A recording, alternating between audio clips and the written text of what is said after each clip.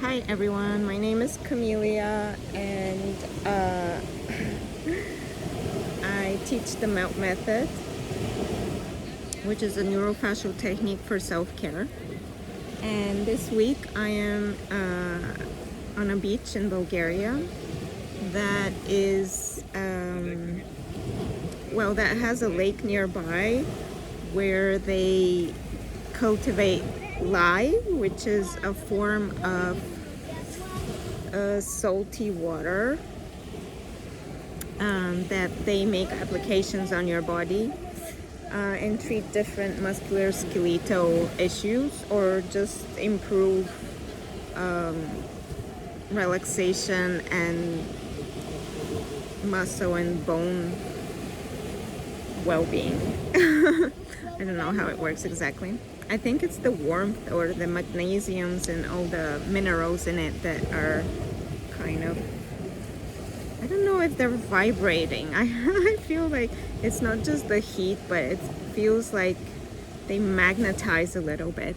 It's funny because I put my tripod down on my sheet, which is on top of the sand, and my tripod has like magnets on the balls at the bottom so that if you put it on metal it would hold, and it actually attached to the sand through my, I don't know if the sand, I think the sand might have iron or something in it, I don't know. In any case, what I wanted to chat about is something that has to do with endocrinal health. So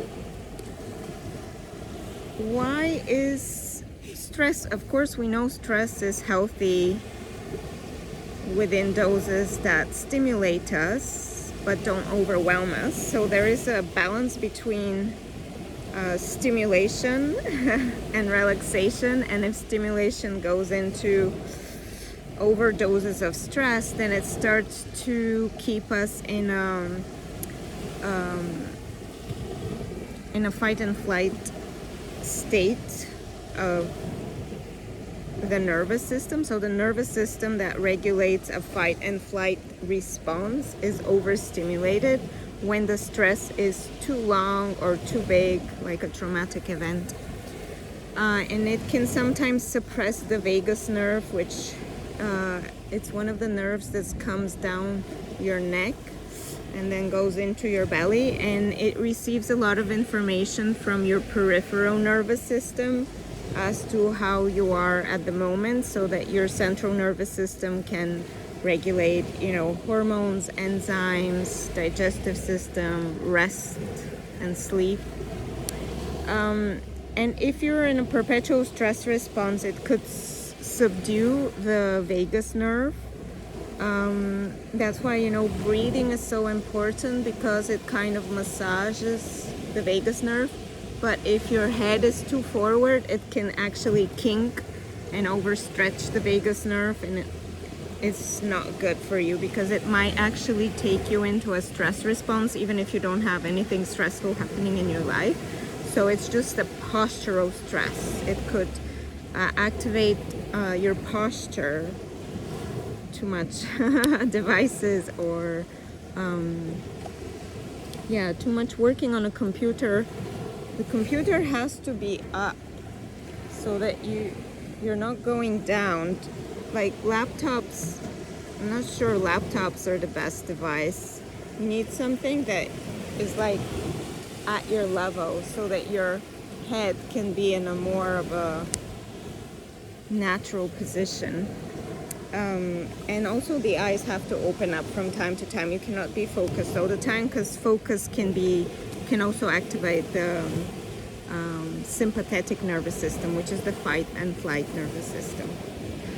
It always takes me a long time to get to my point. In any case, if for whatever reason, whether postural inefficiencies or emotional stress or physical stress, financial stress, any kind of stress that you cannot handle and you're not resourced, like you're not getting support to handle it, can result in a disbalance where the parasympathetic nervous systems and your adrenals are overactive, overstimulated. When the adrenals are overstimulated, that can affect your gut microbiome and cause inflammation. And that inflammation, it sets into your myofascial texture, the body of the fascia, of the connective tissue. And then the connective tissue is an organ that's all over your body. So if it goes in one place, it spreads elsewhere. So it will start to affect your joint health. Like you might start having joint pain because of the stress, because of inflammation in your gut. It's that simple. And then the other thing is that it affects your ability to rest and sleep. And it starts to affect your blood sugar. So adrenals can start to affect the levels, your ability to manage blood sugar levels. And if you have these spikes or falls in blood sugar during the night, you might actually wake up. So that's why in some cultures, they advise, or they have rituals where they eat cheese before they go to bed, or you drink hot milk, because that's actually a fatty substance that calms down the nervous system and calms down the myofascial layer, and balances out the blood sugar. So it allows you to have a more restful sleep. A more restful sleep means that you are able to afterwards activate in the morning, which is a more natural circadian rhythm. So the morning you are supposed to feel stimulated. Some people wake up feeling tired, and that's because their adrenals have been working throughout the night, and it's impeding their capacity to rest. And then it could also affect your sexual hormones, because the adrenals overproducing, if you're in a fight and flight mode, you cannot be in a rest and digest mode. And the rest and digest mode is also the rest, digest, and procreate mode. So if you're constantly stressed, it could actually lower the production of sexual hormones and affect both your sex drive, but also the health of your tissues that depend on those sexual hormones. So it could lead to hypermobility, and dysregulate, just keep you out of balance in your digestive, procreative, joint health, but also mood and cognition. You might have problems concentrating, because once inflammation sets into the body, it starts to release or impede the ability of the body to produce those enzymes and hormones that stimulate positivity and optimism. And you might then start to suffer with anxiety or depression. So this sounds like a really morbid cycle, but what I want to say is that things in the body are connected. So it's really good to stimulate your body. We all need some stimulation. I see people on the beach that are smoking a lot. And what I see is people in need of stimulation. They need some activation, some coming back to the body, getting out of their heads and into their body. So they stimulate the sensation of taste and smell, and like activate their lungs through these toxic chemicals. But it does generate a sense of rebalance, because it takes you out of the mind and into the body. I'm sure that Native Americans use tobacco for those kind of purposes of embodiment. But if you overuse it, there is a side effect of tobacco, which is that it will damage your lung tissues. Now, movement doesn't have that side effect if you do functional movement. You could also do like a type of yoga where you're overstretching your range and your capacities and going into compensations, and it will help you feel like some people like to stretch a lot so that they get a sensation, and that calms them down a little bit. It helps them embody, come back to the body, get out of their head and into the body. It could even stimulate the fascia in a way that it provides momentary release, but the fascia, it doesn't really respond to stretching as much as it responds to compression techniques. It does respond to lengthening, where you use the muscles, you tighten the muscles to create a two-directional tension in the body, which when you release the muscles, then the fluids flow in, and that's like a type of hydration. So there is two things. You could be, if you're overstimulated, too much stress, and you're overstimulated and you need to come back to, in your cortex, in your mind, and you need to rebalance and come back to the body, I would say smoking is not the best way to go. Eating or overeating might not be the best, but I'm not a specialist in any kind of eating therapies or disorders. I do know that I sometimes regulate my blood sugar by eating, and I'm looking for better ways to do that. And that's why I'm very grateful to understand how the cycles work together, so that if I actually take myself in an environment that's calmer or do some flowing movements, it could regulate my connective tissue and my hormonal balance so that my blood sugar can regulate. So we do need stimulation, we do need coming back to the body, we even need stimulation for the brain. The brain has to keep alive by being continuously engaged in learning. That's what the whole Feldenkrais thing is about. But also, you know, cross puzzles or whatever people do to feel stimulated. But then we also need to find the cycle, the wave, like I'm at the sea. You need to find the wave where you're stimulated and then you're coming down and resting. Then you get stimulated, coming down and resting. So you're active in the morning, and then you're doing things, you rest in the afternoon a bit, and then you're sleeping, and then you can come up to rising again. If that cycle gets interfered because you get stuck in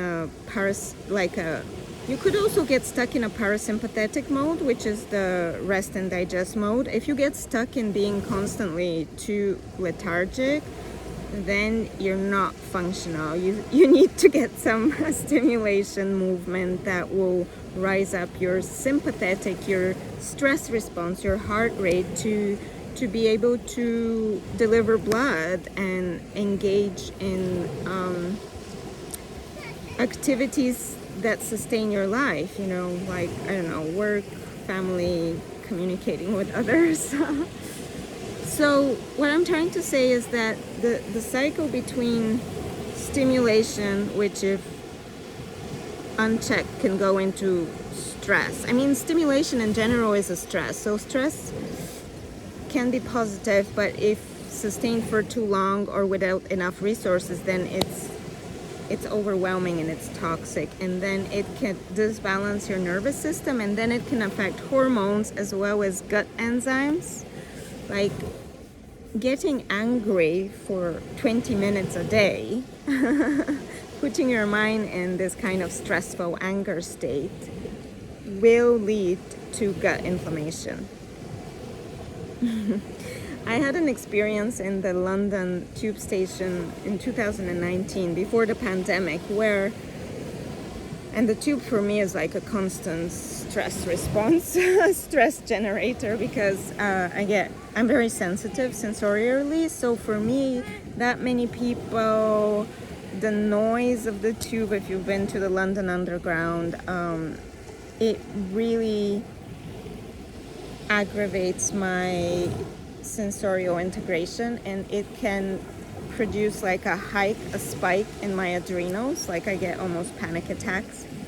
And I remember, I don't know what it was, I think maybe somebody pushed into me, or I don't know what it was. I was running late for a dance class, and I was kind of like, and maybe somebody didn't make the perfect step, and it slowed me down by 1 second. And I remember I actually sensed in how I got angry. I felt my heart rate go a little bit up, and then I felt in my mouth a shift in taste. Like I could literally taste the chemicals in my body changing. So that was a very powerful embodied experience that allowed me, it was like a teaching moment where I didn't have to moralize myself that, you know, you don't want to be angry at other people. I think anger, especially for women, is really powerful and should be practiced. But I had just gotten into the habit of seeing something that I don't like and pushing the button of anger and like, and I sense how that changed my chemical balance, and I realized this depletes my energy. So my body learned from this awareness much better than if I had given myself some biblical, you know, thou shalt not get angry at people and thou shalt accept others, which I really hate, these preachy type of things. But that's because I'm a rebel that has a problem with authority. But in general, it was a good embodied learning experience for me, because your state of mind responds to the state of the body, but also your state of mind can affect the state of the body. And we have all these movement tools that you could, you know, go for a swim and regulate without any side effects. You could do gentle yoga with understanding of your compensations and correct use of the ground and breath so that you're not going into injuring your joints. And that can help you regulate your body because it produces sensations of embodiment. It produces sensations of ground, safety, improves breath, muscle tone. So all these are positive regulators for the nervous system. And once you get the nervous system to regulate, not stabilize, not be perpetually peaceful. That's like such a misconception of health. If you're living in London, you cannot be perpetually peaceful, and you don't want to be, because I don't know how you're gonna do that. Maybe if you live in the mountains. But if you could regulate the nervous system to shift between stimulation, escalation, and relaxation, then your body can repair and activate, because you do need, you know, influxes of stimulation and excitement. We need excitement. I don't know how people live without dance. For me, I would literally die. Like, I need that stimulation. Oh, having kids, I think would be like a substitute to dancing, or has the same effect, because I think children, they stimulate your love, your connection, your ability to connect, your ability to care. They stimulate, I mean, they're like full of playfulness, they're constantly developing. So it's like never boring with children, you know, it's sometimes exhausting. And you need a bit of relaxation, but they do stimulate you into coming back to the body, into sensing through your body, into connecting. And those three things, connecting, sensing with the body, being in the body, is like the essence of somatic practice and the essence of regulating your body, not with chemicals, medicine, but through movement practice, which impacts on your tissues, and then your tissues can give new information to the central nervous system, to the brain and the spine, and then the brain and the spine can issue new orders to the body, what kind of enzymes and hormones and gut flora to stimulate. So it actually regulates your body and mind. It's a regulatory system. Of course, pills also regulate you. Like, now I'm taking B vitamins, which stimulate the peripheral nervous system, and I feel for me that was very necessary because I'm pescatarian, and I've been craving a lot, like eggs and fish, and I've even wanted to eat like I've wanted to eat meat dishes, like Bulgarian meat dishes, and I've been pescatarian for so long that I just can't go back to eating dead meat. Although I think it's good. I think it's healthy, especially if you live, you know, in a climate without sun, and like if you live in a non-tropical climate without the abundance of fruit that they have, and sun that helps you generate all the micro elements that you need to sustain your body. So, you know, taking pills can be good, but you don't want to be taking pills for everything that have an effect on your liver, and the cost is afterwards paid, and you know, you're giving up one organ to regulate another. I don't think that's okay. So I do recommend people learn about somatic movement and neurofascial compression techniques, which stimulate undoing adhesions in the connective tissue. And the connective tissue is like a repository for your hormones, so it can be a wonderful place to start. I mean, it's also where, you know, people talk about cellulite. I have no problem with cellulite, but it's your fatty tissues, like the adipose tissues, get affected by your ability to use proper compression techniques, not just like iron out your muscles. That's different. You can relax muscles, so that's the difference between massaging for muscle relaxation that doesn't shift nervous system patterns. It does affect the nervous system, it calms it down, but it doesn't shift the nervous system patterns. And using compression techniques in a neurofascial technique, which is what the melt method is, in order to shift the texture within which the neuroreceptors live in your connective tissue. Once you improve the fluidity, that's why we call that hydration. It's different to stretching muscles or even relaxing muscles, although I think relaxation comes with hydration of connective tissue. So hydration means improving the fluid flow, the fluid exchange on a cellular level through compression techniques, particular compression techniques, and those are, you know, we have gliding, we have position point pressing, we have rinsing. There's different techniques that we practice in a different way on different parts of the body and in different sequences to create lengthening, hydration, restoration, or even neurostrength. So I really wanted to do a talk and get all this information out of me because it might help someone.